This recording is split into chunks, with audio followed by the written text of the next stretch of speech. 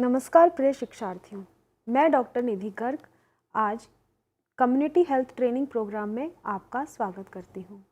आज हम यहाँ पर मानव शरीर रचना एवं क्रिया विज्ञान अर्थात ह्यूमन एनाटॉमी एंड फिजियोलॉजी के कुछ प्रैक्टिकल एस्पेक्ट्स लेकर के उपस्थित हुए हैं। अभी तक हमने काफ़ी सिस्टम्स के बारे में पढ़ा है, जैसे कि digestive system, skeletal system, respiratory system, excretory system आदि। आप जानते ही हैं मानव शरीर हमारा कई संस्थानों तंत्रों को अर्थात सिस्टम्स को मिलाकर के बना हुआ है और इन सभी तंत्रों की अपनी एक अलग विशेषता है और एक अपना अलग प्रकार का ये कार्य करते हैं। ये सभी साथ में कार्य करते हैं तभी हम अच्छे से काम कर पाते हैं। तो इसी कड़ी में आज हम एक नया सिस्टम रिप्रोडक्टिव सिस्टम प्रजनन तंत्र लेकर यहाँ पर उपस्थित हुए हैं, जिसके बारे में आज हम कुछ जानेंगे। जैसा कि आप जानते हैं कि जीवन जो है किसी भी जाति का या प्राणी का तभी आगे बढ़ सकता है जब वह अपनी संख्या में वृद्धि करते हैं। जिस प्रक्रिया द्वारा जीव अपनी संख्या में वृद्धि करते हैं उसे प्रजनन अर्थात रिप्रोडक्शन कहते हैं। प्रजनन सजीवों का अर्थात जितने भी जीवित प्राणी हैं उनका सर्वप्रमुख लक्षण है। इस पृथ्वी पर जीव जातियों की संतता प्रजनन के फलस्वरूप ही संभव हो सकती है। इस प्रकार प्रजनन वह प्रक्रम है या वह प्रक्रिया है जिसके द्वारा जीव अपनी ही जैसी अन्य उर्वर संतानों की उत्पत्ति करता है और इस प्रकार अपनी संख्या में वृद्धि कर अपनी जाति के अस्तित्व को बराबर बनाए रखकर उसे विलुप्त होने से बचाता है, अर्थात अपने आप को विलुप्त होने से बचाता है, अपनी एक नई संतति उत्पन्न करता है जिसकी वजह से उसका अस्तित्व इस संसार में बना रहे। निर्जीवों में यह प्रजनन क्रिया नहीं होती है, तो सृष्टि ने सभी जीवों में अलग अलग जीवों में प्रजनन की व्यवस्था अलग अलग की है। जैसे आप जानते हैं अमीबा एक कोशिकीय जीव है या बैक्टीरिया है जिसमें अलैंगिक जनन अर्थात एसेक्सुअल रिप्रोडक्शन होता है। वह अपने आप ही अपने दो हिस्सों में बंट करके अपना रिप्रोडक्शन करता है। बहुकोशिकीय जीव जैसे कि मानव है या पशु पक्षी हैं, उनमें यह प्रजनन जो है लैंगिक अर्थात सेक्सुअल रिप्रोडक्शन होता है, अतः इसमें माता पिता दोनों के आनुवांशिक गुण उसमें पहुंचते हैं। स्त्री एवं पुरुष दोनों की जनन अंगों की रचना तथा कार्य अलग अलग होते हैं। और यहाँ पर हमें ये भी ध्यान रखना चाहिए कि हम रिप्रोडक्टिव सिस्टम के बारे में बात कर रहे हैं कि यह मनुष्य में स्त्री और पुरुष दोनों में अलग अलग होते हैं, उनके कार्य अलग होते हैं। उनकी तो जानकारी हमें लेनी ही है, लेकिन क्यों लेनी है ये भी हमें पता होना चाहिए, क्योंकि एक स्वास्थ्य कार्यकर्ता होने के नाते आपको जिस एरिया में आप काम करेंगे, जिस क्षेत्र में आप काम करेंगे या आप काम कर रहे हैं, खास तौर से ग्रामीण इलाकों में, वहाँ पर लोग अभी भी खुलकर अपनी यौन समस्याओं के बारे में बात नहीं कर पाते हैं। अभी भी लोगों को शर्म आती है तथा वह तरह तरह की भ्रांतियों का शिकार हो जाते हैं। खास तौर से महिलाएं जो कि अपने स्वास्थ्य की खास तौर पर हम बोलें तो प्रजनन अंगों के स्वास्थ्य, उनकी स्वच्छता और बीमारियों को नज़रअंदाज करती हैं, जिसका परिणाम लंबे समय के बाद उन्हें गंभीर बीमारियों में भुगतना पड़ता है। महिलाएं अक्सर अपने परिवार की देखभाल की प्राथमिकता में अपना ख्याल नहीं रख पाती हैं और हम कहें तो महिलाओं की कमज़ोर सामाजिक स्थिति, गरीबी, अस्पतालों में स्त्री रोग चिकित्सकों और संबंधित सुविधाओं की कमी और जो हमारे स्वास्थ्यकर्मी हैं उनको भी इन बीमारियों के बारे में ज़्यादा जानकारी नहीं होती है, जिसकी वजह से वह महिलाओं की और पुरुषों की भी कोई मदद नहीं कर पाते हैं। इसलिए आपको यहाँ पर प्रजनन तंत्र के बारे में कुछ जानकारी लेना आवश्यक है, जिससे कि आप इन लोगों की मदद कर पाएँ। और जैसे अभी हम आपसे बात कर ही रहे हैं, तो इसमें ये भी है कि जो पुरुष हैं वह भी अपने यौन संबंधित बीमारियों के बारे में बात करने से हिचकिचाते हैं और जो महिलाएं हैं वह खास तौर से पुरुष डॉक्टरों से बात नहीं करना चाहती हैं। और क्योंकि यहाँ पर पुरुष और महिला दोनों ही अपने यौन अंगों से संबंधित बीमारियों को छिपाते हैं, उनका सही ज्ञान ना होने की वजह से, अज्ञानता के कारण और परंपरागत जो धारणाएं हैं, भ्रांतियां हैं, उनके कारण वे गंभीर बीमारियों का या गंभीर व्याधियों का शिकार हो जाते हैं, जिनसे आप अपने सही ज्ञान से उनको इन भ्रांतियों से मुक्ति दिला सकते हैं। तो आइए हम अब इस प्रजनन तंत्र के विषय में कुछ बात जानते हैं। चलिए शुरू करते हैं। सबसे पहले जानते हैं कि प्रजनन क्या है। जैसा भी हम आपसे चर्चा कर रहे थे कि जिस प्रक्रिया द्वारा जीव अपनी संख्या में वृद्धि करते हैं उसे प्रजनन अर्थात रिप्रोडक्शन कहते हैं। प्रजनन तंत्र, जीव के सभी प्रजनन अंगों को सम्मिलित रूप से प्रजनन तंत्र रिप्रोडक्टिव सिस्टम कहते हैं। नर केवल शुक्राणु अर्थात स्पर्म्स उत्पन्न करते हैं, मादा जो फीमेल्स हैं वह केवल अंडाणु ओवम उत्पन्न करती हैं। मानव में जनन अंग मादा में 12 से 13 वर्ष की उम्र में तथा नर में 15 से 18 वर्ष की उम्र में प्रायः क्रियाशील हो जाते हैं तथा अनेक परिवर्तन आते हैं। ऐसे परिवर्तन जब हम फीमेल्स की बात करते हैं तो उनमें प्रायः वक्ष तथा जनन अंगों पर बाल उगने तथा नर में दाढ़ी एवं मूछें आने से दिखाई देते हैं। सबसे पहले बात करेंगे स्त्री प्रजनन तंत्र फीमेल रिप्रोडक्टिव सिस्टम की। स्त्री के प्रजनन अंगों का मुख्य कार्य उर्वरण के लिए अंडाणु उत्पन्न करना अर्थात फर्टिलाइजेशन के लिए आपका अंडाणु ओवम को उत्पन्न करना तथा विकसित होने वाले गर्भ को धारण करना है। महिला प्रजनन तंत्र 2 भागों का बना होता है। पहला है बाह्य जनन अंग जो कि आप बाहरी तौर पर देख सकते हैं, दूसरा है आंतरिक जनन अंग। सबसे पहले बात करते हैं स्त्री बाह्य जनन अंग की। इसमें शामिल है भग्नाशय, वल्वा जिसे हम कहते हैं, 3 द्वार होते हैं, मूत्र द्वार, योनि द्वार और गुदा द्वार। तीसरा है भग्न शिश्न या योनिलिंग जिसे क्लाइटोरिस बोलते हैं, और चौथा है पेरिनियम। जैसे आप इस चित्र में देख सकते हैं, भग्नाशय जो वल्वा आप देख सकते हैं, योनि द्वार देख सकते हैं, मूत्र द्वार देख सकते हैं, गुद द्वार देख सकते हैं, और एक बीच में हाइमन जिसे हम योनि छिद्र बोलते हैं वह भी आपको इसमें दिखाई दे रहा होगा। भग्नाशय यह जनन तंत्र का बाहरी हिस्सा है। यह ज़्यादातर त्वचा की दोहरी परतों से बना होता है। इस हिस्से का मुख्य काम योनिक है, यानी संभोग के समय शिश्न और वीर्य को समाहित करना। भग महिला जननेंद्रियों का वह हिस्सा है जो बाहर से दिखाई देता है। योनि मुख को दोनों ओर से सुरक्षित करने के लिए इसमें त्वचा की छोटी और बड़ी होंठ जैसी आकृतियां होती हैं। योनिछिद या हाइमेन योनि द्वार को ढकने वाली पतली झिल्ली नुमा आवरण है। यह घुड़सवारी करने, साइकिल चलने, व्यायाम करने से भी फट सकता है, इसलिए इसे कौमार्य का प्रतीक नहीं माना जाता। पहले यह भ्रांति थी कि यदि यह किसी स्त्री में उपस्थित है तो वह कौमार्य, उसका हम मानते थे कि यह कौमार्य है अर्थात कुंवारी है, लेकिन ऐसा सही नहीं है क्योंकि आजकल के टाइम में या पहले भी ये घुड़सवारी करते हैं लड़कियां, जैसे साइकिल चलाती हैं, व्यायाम करती हैं, तो उससे भी फट जाती है। यह ज़रूरी नहीं है कि सबसे पहले संभोग करने पर ही यह फटती है, ऐसा ज़रूरी नहीं है। मूत्रमार्ग क्लाइटोरिस के ठीक नीचे भग के ऊपर खुलता है। आइए अब बात करते हैं स्त्री के आंतरिक प्रजनन अंगों की। इसके मुख्य अंग हैं अंडाशय, ओवरीज, डिंब वाहिनियाँ, फैलोपियन ट्यूब्स, गर्भाशय, यूट्रस, योनि, वेजाइना। जैसा आप चित्र में देख सकते हैं, अंडाशय जो ओवरीज हैं दोनों तरफ हैं, फैलोपियन ट्यूब्स जो आपको पतली नलीनुमा जो स्ट्रक्चर दिखाई दे रहा है वह आपकी डिंब वाहिनियाँ हैं या अंडवाहिकाएँ हैं। तीसरा गर्भाशय जो कि आप एक बीच में देख सकते हैं, सबसे बीच में जो है वह गर्भाशय है, और नीचे जो है आप पतली नली सी जो देख रहे हैं यह योनि है जिसे हम वेजाइना कहते हैं। सबसे पहले बात करेंगे अंडाशय की। प्रत्येक मादा में एक जोड़ा अंडाशय होता है। ये उदर के निचले भाग में श्रोणि गुहा अर्थात पेल्विक कैविटी में दोनों ओर दाएं और बाएं एक एक स्थित होते हैं। प्रत्येक अंडाशय एक अंडाकार रचना होती है। प्रत्येक अंडाशय लगभग 4 सेंटीमीटर लंबा, 2.5 सेंटीमीटर चौड़ा और 1.5 सेंटीमीटर मोटा होता है। अंडाशय पेरिटोनियम झिल्ली द्वारा उदर एब्डोमेन में सटा रहता है। अंडाशय के भीतर अंडाणुओं का अंडजनन द्वारा निर्माण होता है। जैसा कि नाम से ही आप समझ पा रहे होंगे, अंडाशय अगर हम बोल रहे हैं तो यहाँ पर जो मादा है वह अपने अंड का निर्माण करती है, ओवम का निर्माण यहाँ पर होता है। अंडाशय का मुख्य कार्य अंडाणु अर्थात ओवम पैदा करना है। अंडाशय से 2 हार्मोन ईस्ट्रोजन तथा प्रोजेस्टेरोन का स्राव होता है जो कि ऋतुस्राव, माहवारी जिसे हम बोलते हैं, मेंस्ट्रुएशन को नियंत्रित करते हैं। महिला के शरीर में ओस्ट्रोजन और प्रोजेस्टेरोन 2 बहुत मुख्य मेन हार्मोन्स हैं जो कि किसी भी स्त्री को बहुत अधिक प्रभावित करते हैं। डिंब वाहिनियाँ, फैलोपियन ट्यूब्स।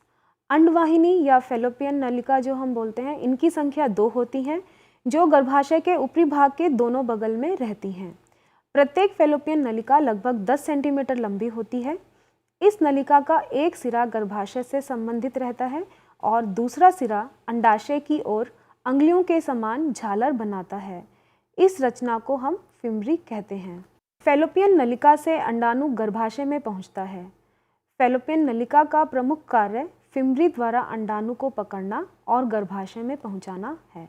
अब बात करते हैं गर्भाशय की। यह एक नाशपाती के समान रचना होती है जो श्रोणि गुहा पेल्विक कैविटी में स्थित होती है। यह सामान्यतः 7.5 सेंटीमीटर लंबा, 5 सेंटीमीटर चौड़ा तथा 3.5 सेंटीमीटर मोटा होता है। इससे ऊपर की तरफ दोनों ओर अर्थात दाएं और बाएं कोण पर अंडवाहिनियां खुलती हैं। इसका निचला भाग संकरा होता है जिसे ग्रीवा सर्विक्स कहते हैं। ग्रीवा आगे की ओर योनि में परिवर्तित हो जाता है और गर्भाशय का निचला छिद्र इसी में खुलता है। गर्भाशय की भित्ति के अंदर की ओर एक कोशिकीय स्तर होता है जिसे गर्भाशय अंतःस्तर एंडोमेट्रियम कहते हैं। गर्भाशय प्रमुख कार्य निषेचित अंडाणुओं को भ्रूण परिवर्धन हेतु उचित स्थान प्रदान करना है। अर्थात जो गर्भाशय है हमारा, वह जो आपका निषेचित फर्टिलाइज्ड ओवम है उसको एक उचित स्थान प्रदान करता है उसकी वृद्धि के लिए। योनि वेजाइना, यह एक नली के समान रचना होती है। यह लगभग 7.5 सेंटीमीटर लंबी होती है। यह बाहर के तल से गर्भाशय तक फैली रहती है। इसके सामने मूत्राशय तथा नीचे मलाशय रेक्टम स्थित होता है। योनि का एक सिरा मादा जनन छिद्र के रूप में बाहर खुलता है तथा दूसरा सिरा पीछे की ओर गर्भाशय ग्रीवा अर्थात सर्विक्स से जुड़ा रहता है। योनि के शरीर के बाहर खुलने वाले छिद्र को योनि द्वार अर्थात वेजाइनल ओरिफिस कहते हैं। संभोग के समय शिश्न से वीर्य निकलकर योनि में गिरता है तथा योनि इसे गर्भाशय में पहुंचा देती है। महिला में मूत्रमार्ग तथा योनि अलग अलग खुलते हैं। अब बात करते हैं पुरुष प्रजनन तंत्र की, मेल रिप्रोडक्टिव सिस्टम की। मेल रिप्रोडक्टिव सिस्टम जो है इसका मुख्य कार्य जनन कोशिका उत्पन्न करना तथा उन्हें निषेचन फर्टिलाइजेशन के स्थान तक पहुंचाना है। इसके मुख्य अंग हैं वृषण एवं वृषण कोश, टेस्टिस एवं स्क्रोटल सैक, अधिवृषण एपिडिडिमिस, शुक्रवाहिका वास डिफरेंस, शुक्राशय सेमिनल वेसिकल्स, प्रोस्टेट, मूत्रमार्ग और शिश्न। जैसा आप यहाँ चित्र में देख सकते हैं इन सभी स्ट्रक्चर्स को। वृषण एवं वृषण कोश जो नीचे आप ये देख रहे हैं, जो लटका हुआ भाग है वह वृषण और वृषण है और उसका जो जिसके अंदर वह कवरिंग के अंदर वो वृषण है उसको हम वृषण कोश बोलते हैं। उसी के साथ ये चौड़ा सा भाग जो शुरू हो रहा है वह अधिवृषण एपिडिडिमस है जो कि शुरू होता हुआ नीचे ऊपर की तरफ शुक्रवाहिनी में बदल गया है और यह जो है आपका आगे जाता हुआ प्रोस्टेट ग्रंथि में जा रहा है और प्रोस्टेट ग्रंथि से ही यहाँ पर दो चीज निकल रही हैं, डक्ट्स निकल रही हैं जो कि पूरे मिलकर के मूत्र मार्ग को बनाती हैं और ये शिश्न में आकर के खुल रही हैं। प्रोस्टेट इसमें आप देख सकते हैं जो ऊपर आपको ब्लैडर के साथ नीचे की तरफ छोटा सा एक सुपारी जैसा भाग जो दिख रहा है वह आपका प्रोस्टेट है। इसके ऊपर आपका मूत्राशय है। सबसे पहले बात करते हैं वृषण एवं वृषण कोश की, टेस्टिस एंड स्क्रोटल सैक की। वृषण नर जनन ग्रंथियां हैं जो अंडाकार होती हैं। इनकी संख्या 2 होती हैं। वृषण नर में पाया जाने वाला प्राथमिक जनन अंग है। वृषण त्वचा की बनी एक थैली जैसी रचना में स्थित रहते हैं जो शरीर के बाहर लटकती रहती है। इसे वृषण कोश कहते हैं क्योंकि जो हमारे शरीर में शुक्राणु बनते हैं उनको एक कम टेम्परेचर चाहिए होता है, तो इसलिए ये शरीर के बाहर जो रचना है, क्योंकि टेस्टिस में आप शुक्राणु बनते हैं तो वह शरीर से बाहर रहते हैं ताकि शरीर के तापमान से उन पे कोई प्रभाव ना पड़े। अधिवृषण एपिडिडिमस, यह एक 6 मीटर लंबी कुंडलित नलिका होती है जो प्रत्येक वृषण के पीछे स्थित होती है। इसका एक छोर वृषण से जुड़ा रहता है तथा दूसरा छोर अधिवृषण से आगे बढ़कर शुक्रवाहिका वास डिफरेंस बनाता है। अधिवृषण शुक्राणुओं के प्रमुख संग्रह स्थान का कार्य करता है। यहाँ पे सर्वप्रथम आपके जो शुक्राणु हैं वो संग्रहित कलेक्टिव होते हैं। इसके अतिरिक्त अधिवृषण में शुक्राणुओं का परिपक्वन अर्थात मैच्योरेशन भी होता है। शुक्रवाहिका वास डिफरेंस, यह एक पतली नलिका होती है। अधिवृषण से शुक्राणु शुक्रवाहिका में पहुंचते हैं। शुक्रवाहिका अधिवृषण को शुक्राशय सेमिनल वेसिकल से जोड़ती है। ये शुक्राणुओं को आगे की ओर बढ़ाने का कार्य करती है।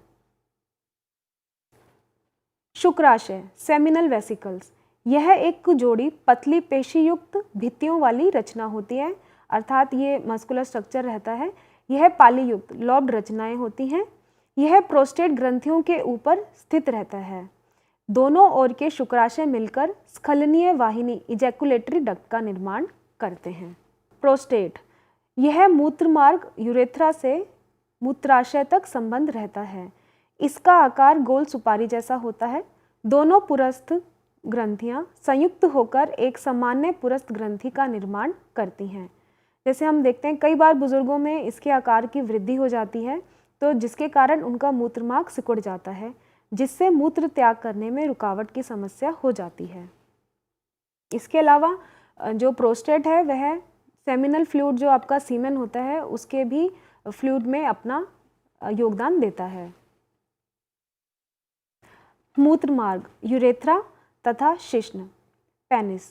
मूत्रमार्ग यूरेथ्रा अर्थात मूत्राशय से प्रारंभ होकर शिश्न से गुजरकर उसके ऊपरी भाग में खुलता है, अर्थात शिश्न के ऊपरी भाग में मूत्रमार्ग खुलता है। शिश्न पुरुषों का संभोग करने वाला अंग होता है। शिश्न शुक्र सीमेन को शरीर से बाहर निकालकर मादा की योनि वेजाइना के भीतर तक पहुंचाता है। ये अभी हमने प्रजनन तंत्र के बारे में जाना कि प्रजनन तंत्र किन अंगों से बना है, उनका कार्य क्या है। आइए अब जानते हैं प्रजनन तंत्र से संबंधित सामान्य व्याधियों के बारे में, जो कि महिलाओं में और पुरुषों में अलग अलग पाई जाती हैं। सबसे पहले जानते हैं महिलाओं में प्रजनन तंत्र से संबंधित क्या क्या बीमारियां या क्या क्या व्याधियां मिल सकती हैं। सबसे पहले है सफ़ेद पानी जाना। कई महिलाओं को शिकायत रहती है कि उन्हें पानी बहुत जाता है, तो यह भी प्रजनन तंत्र से संबंधित है कि सफ़ेद पानी जाना क्यों जा रहा है।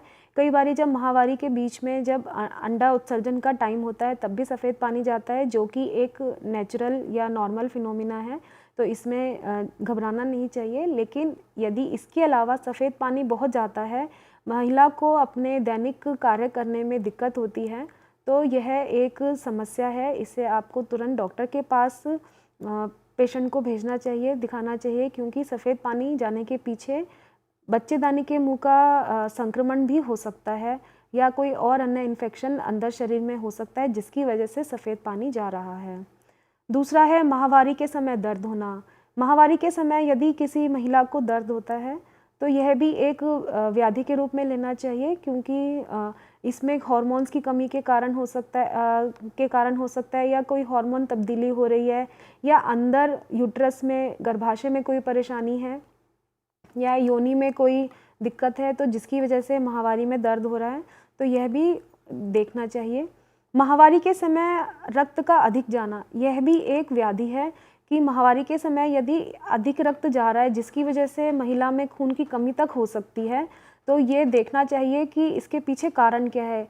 कोई ग्रंथि जो हम बोलते हैं कि गांठ हो गई है गर्भाशय के अंदर जिसकी वजह से जा रहा है, या फिर कोई और अन्य परेशानी है जो हमने अभी बात करी, जाना था कि एंडोमेट्रियम होती है, उसकी कोई परेशानी है या बाहर अधिक हो गई है, तो यह सब हमें देखना चाहिए कि माहवारी के समय अधिक रक्त जा रहा है तो क्यों जा रहा है। ये सब इसको हमें इग्नोर नहीं करना चाहिए। जो महिला है उसको स्वास्थ्य कार्यकर्ता को बताना चाहिए कि अगर उसे कोई परेशानी है तो, और स्वास्थ्य कार्यकर्ता का दायित्व है कि वह उसे डॉक्टर के पास लेकर के जाए। या किसी महिला में माहवारी का समय पर ना आना, यह भी एक अपने आप में व्याधि है, क्योंकि माहवारी का अगर समय पर नहीं आती है तो महिला में कई परेशानियों का सामना वह कर सकती है। कई बार वज़न बढ़ना है, बेचैनी होना है, घबराहट होना है, तनाव होना, ये सब अन्य लक्षण इसमें मिल सकते हैं। तो इस समय हमें देखना चाहिए कि महिला को कोई ओवरी में जो उसका अंडाशय है उसमें कोई सिस्ट, कोई ग्रंथि तो रसोली तो नहीं हो गई है जिसकी वजह से माहवारी समय पर नहीं आ रही है। क्योंकि आजकल यह बहुत आम बीमारी हो गई है कि जो लड़कियां हैं या महिलाएं हैं उनमें हम पीसीओडी बोलते हैं कि आपका अंडाशय में रसोली हो जाती है, तो जिसकी वजह से माहवारी समय पर नहीं आती है। इसके अलावा जननांगों में खुजली होना, यह भी एक समस्या रहती है महिलाओं में कि जिसके बारे में खुलकर नहीं बता पाती हैं। तो इसलिए अगर किसी महिला को कोई परेशानी होती है तो वह उसको तुरंत अपनी समस्याओं को बताए और उसका समाधान करे। या किसी महिला को संभोग करते समय दर्द महसूस होता है तो यह भी एक सामान्य व्याधि के रूप में उसको डॉक्टर के पास जाकर के दिखाना चाहिए। पुरुषों में देखिए क्या क्या व्याधियाँ हो सकती हैं। जल वृषण, हाइड्रोसील कि टेस्टिस में पानी भर जाता है, तो यह ज़्यादातर जो ग्रामीण इलाके हैं जहाँ पे साफ़ सफाई कम है, हाइजीन कम रहती है, वहाँ के इलाकों में देखने को मिलती है। हाइड्रोसील जो है यह पुरुषों में होती है, इसका भी उपचार संभव है, तो इसलिए इसको ज़्यादा बड़ा नहीं होने देना चाहिए। जैसे ही किसी को महसूस हो पुरुष में कि उसका जो टेस्टिस है, जो उसका वृषण है, जो अंडकोश उसमें पानी भरना शुरू हो गया है, तो उसको तुरंत किसी डॉक्टर को जाकर के दिखाना चाहिए। यदि किसी पुरुष में शुक्राणुओं की संख्या में कमी है तो वह भी इसमें आप इलाज कराने से वह ठीक हो सकता है। तो अगर ये कैसे पता चलेगा कि शुक्राणुओं की संख्या में कमी है? जब हम बात प्रजनन की कर रहे हैं, यदि किसी की कोई संतान उत्पन्न होने में नहीं हो रही है, शादी को बहुत लंबा टाइम हो गया है, तो नर और मादा दोनों की जांचें होती हैं। तो उसमें अगर पुरुष के जो सीमेन फ्लूइड है उसमें शुक्राणुओं की संख्या का पता चलता है, यदि उस समय संख्या में कमी है तो वह भी इलाज के द्वारा संभव है।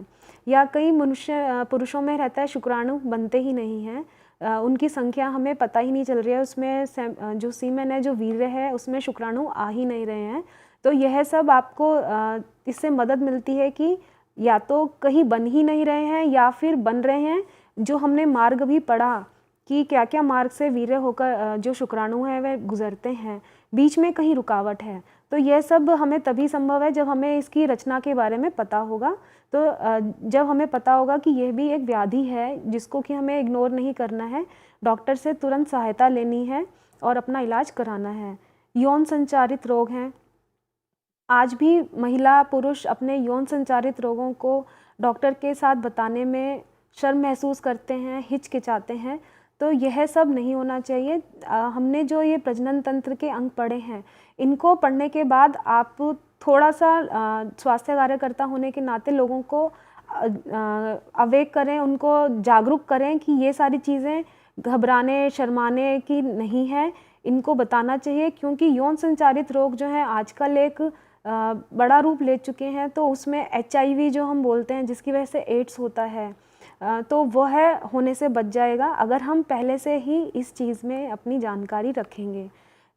एक अन्य पुरुषों में जो व्याधि मिल सकती है, लिंग अथवा अंडकोश में सूजन। यदि किसी में लिंग या अंडकोश में सूजन हो जाती है जिसकी वजह से बहुत दर्द उनको महसूस होता है, तो यह जो है आपको तुरंत डॉक्टर के पास दिखाना चाहिए।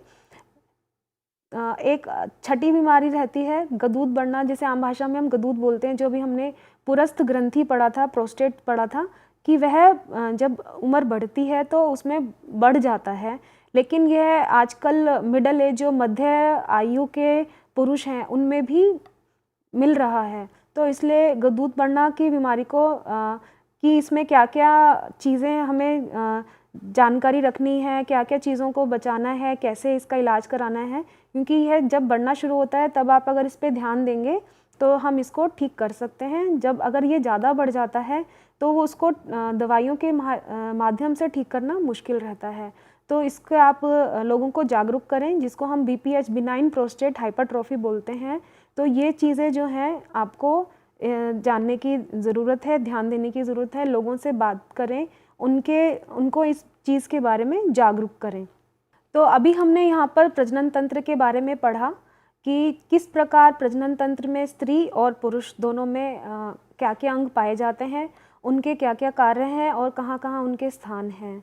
तो इससे आप आगे उनको मदद कर सकते हैं। जो हमारे समाज में एक भ्रांति है कि जो प्रजनन तंत्र के बारे में नहीं बात करते हैं, हिचकिचाते हैं, यदि उन्हें कोई समाधान चाहिए होता है या उन्हें कोई परेशानी होती है तो वह अश्लील साहित्य या वीडियो देख करके अपना भ्रम मिटाते हैं, लेकिन वे भ्रम मिटाते नहीं हैं, बल्कि भ्रम और ज़्यादा पैदा करते हैं, जिसकी वजह से उनके जो पारिवारिक जीवन है या जो उनका शादीशुदा जीवन होता है उसमें बहुत सारी दिक्कतें आ जाती हैं।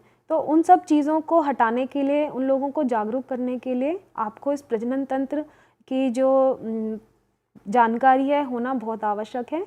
तो आशा करते हैं कि यह आपके लिए लाभदायक हुआ होगा। इसी के साथ धन्यवाद।